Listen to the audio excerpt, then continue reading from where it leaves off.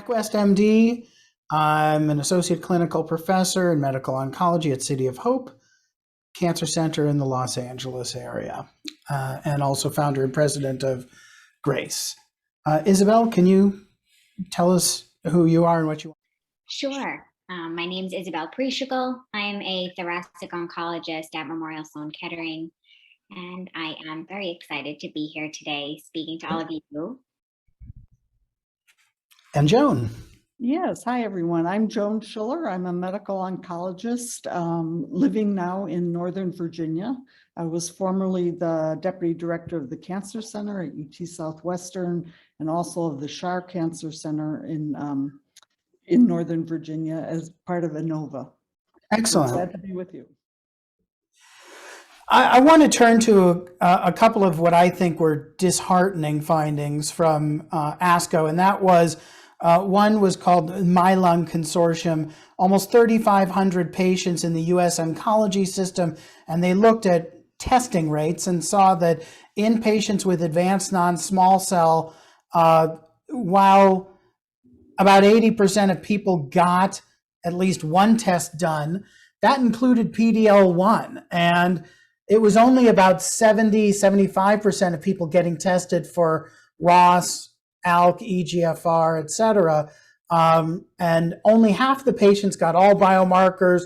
40% of patients got broad next generation testing that I think a lot of us would consider as highly desirable, if not a mandate, at least for those patients with non-squamous lung cancer who have a high chance of having one of these mutations. And they did not see that over the 2 years they were looking at this, that there was a clear improvement except in BRAF. This is on the left side. It went up, but it went up from 54% to 62%. So that's not great. And by the same token, NGS rates, next generation sequencing, went up from 33 to 45%. So yeah, that's better, but in my mind, that's damning with faint praise. That's really pretty disappointing.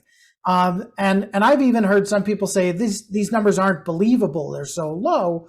But we've seen long turnaround times maybe be cited as an issue.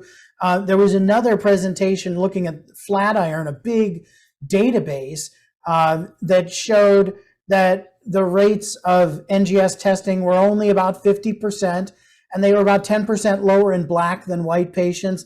Black patients also less likely to get put on clinical trials, maybe because of that.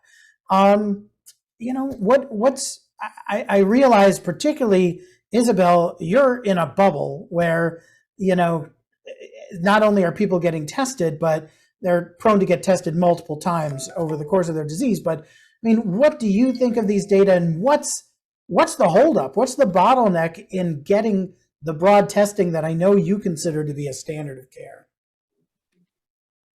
Yes, as you said so well, Jack, I feel very fortunate to be at an institution where next generation sequencing is done basically on anyone that walks through the door. But I just saw a patient actually this week for a second opinion, young woman, never smoker, very fit, that had Foundation 1 sent out actually, but no liquid biopsy sent. And she was unfortunately started on Keynote 189 chemo IO before the Foundation results came back, and she was asymptomatic. So I think this data is very real. And I don't really know what the holdup is. I had asked, you know, I actually had asked that team, you know, if they had sent liquid biopsy and what had actually transpired, and Foundation had been sent, which I think is great. That's but on the turnaround tissue. time. That's on the tissue. Yeah. Sorry, that's next generation sequencing testing done on the tissue biopsy, and the turnaround time for that is weeks. Yes. Whereas, you know, looking for a driver mutation in your blood, the turnaround time can be somewhere around, you know, 2 weeks or less, depending on the panel that you use. And that information is really important. So I don't know why that wasn't sent But perhaps the thought was that, something was sent, and you can always use that information in the second line, which I think is the mistake, because as we know, if you have a driver mutation, such as EGFR, exon 19 deletion, you do better with frontline therapy with osimertinib than chemo IO. So I would just like to push back just a little bit about the NGS. Go ahead. So I certainly agree that these patients should all be getting tested for actionable mutations. But unless they're candidates for clinical trials, getting a whole panel, I'm not sure what the advantage of that necessarily is. Well, I argued that view for years about when you're talking about 2 or 3 targets. I'm just not, when you get beyond 4, 5, 6 targets that have a target, that have a therapy waiting for them. You got EGFR, ALK, ROS, BRAF, MET, RET, KRAS, etc. At some point, to me, it just makes sense to send off one test, do the whole cable package rather than everything a la carte.